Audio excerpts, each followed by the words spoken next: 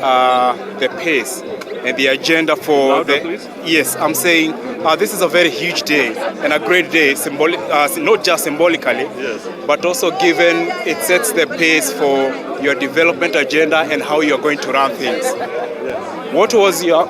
Sorry for that. We do apologize for the push that is going on here.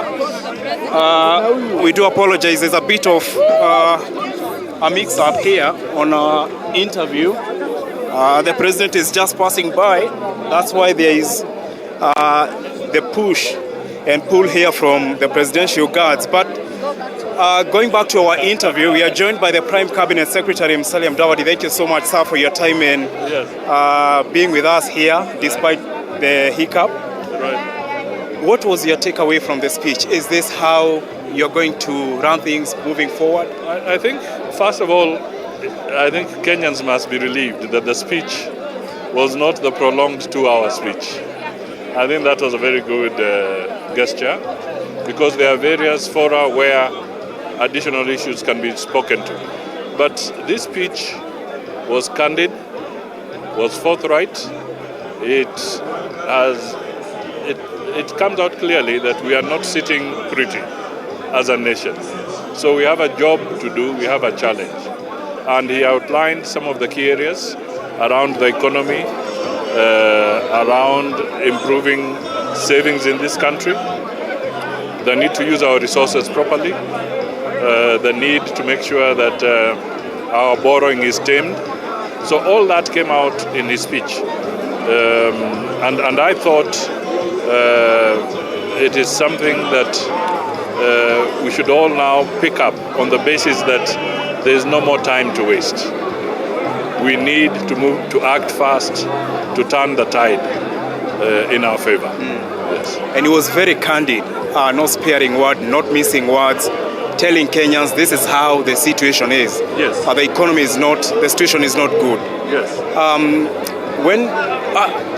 Does it mean that you are undoing a mess that has been left by the previous administration? The truth of the matter is that we are in a difficult situation, right? It's not, how we got there is a different matter, but the fact is we are there, all right? So what we must do is to now work our way out of this crisis, all right? Mitigate on the debt, create jobs, feed our people, increase our savings, make sure that credit is accessible to many more Kenyans at affordable rates, housing. So these are very critical areas, and to me, I think he spoke well. Finally, before I let you go, sir, there is this issue of politicians. They are now in cabinet. Majority of you are politicians. You're in the cabinet, unlike in the previous administration. How is this going to work? Politicians in the cabinet. My friend, why did you go to vote? Why do governments change? They change because people elect their leaders. That is politics.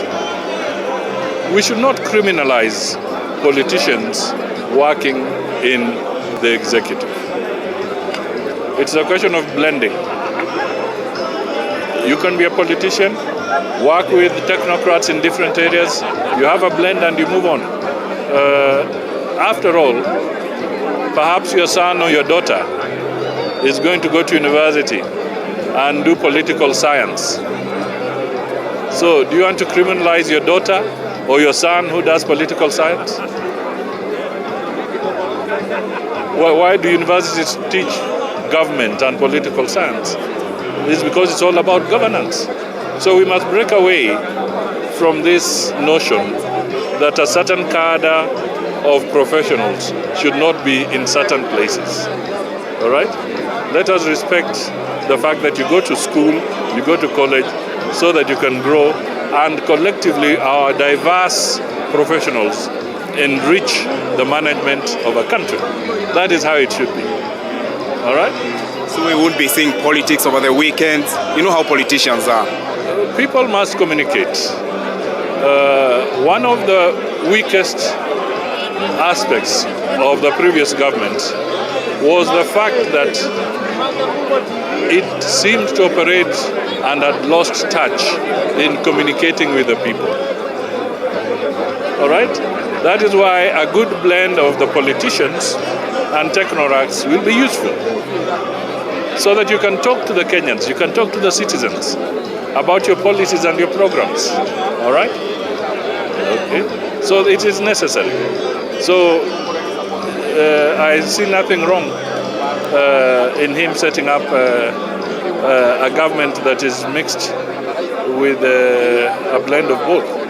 Whether you went to the States or whether you went to the UK, didn't you find that mixture?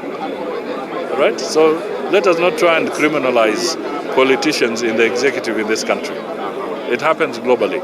Yes. When can we expect the appointment of principal secretaries and CSs? I think Parliament will convene next week. They'll set up their committees. After they set up their committees, then the process of vetting, if I may use it, the nominees will start. So we have a few weeks ahead of us of quite some work. But let Parliament convene next Tuesday and set up its committees. Thank you so much, sir. That's Thanks a lot. Prime Cabinet Secretary Musalia Mudavadi speaking to us.